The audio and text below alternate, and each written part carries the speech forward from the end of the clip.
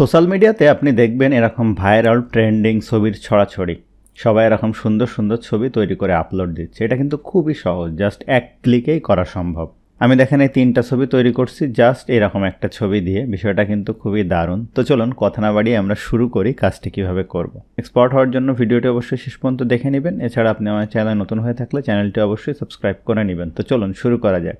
প্রথমেই আমরা যে কোনো একটা ওয়েব ব্রাউজারে যাব। এটা মোবাইল দিয়েও হতে পারে, আবার কম্পিউটার দিয়েও হতে পারে। প্রসেস একদমই সেম।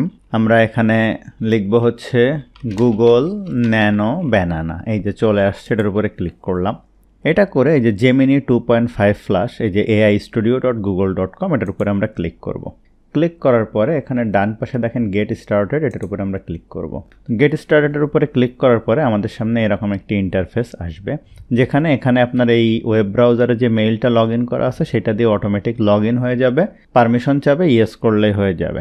এখন আপনি এখান থেকে ট্রাই ন্যানো ব্যানানাতে ক্লিক করতে পারেন, অথবা এই যে জেনারেট মিডিয়া এটার উপরে ক্লিক করতে পারেন। আমি এটার উপরে ক্লিক করলাম। ক্লিক করার পরে যে ট্রাই ন্যানো ব্যানানা এটার উপরে ক্লিক করলাম। এখন আমাদের যেটা কাজ, এখানে প্লাস আইকনে ক্লিক করে আমাদের কম্পিউটার থেকে ছবি আপলোড করতে হবে। দেখেন আমি আমার এই ছবিটা এখান থেকে আপলোড করে দিলাম। হ্যাঁ, করার পরে এখানে এই ছবিটা সে কী করবে এটা আমাদেরকে লিখতে হবে। আমি ভিডিওর ডেসক্রিপশানে আপনাদেরকে এই লেখাগুলো দিয়ে দিব। আমরা প্রথমে এই ছবিটার জন্য কাজ করছি। এখন আমি এখানে এই লেখাগুলো লিখে দিলাম। এখন আমি রানের উপরে ক্লিক করলাম।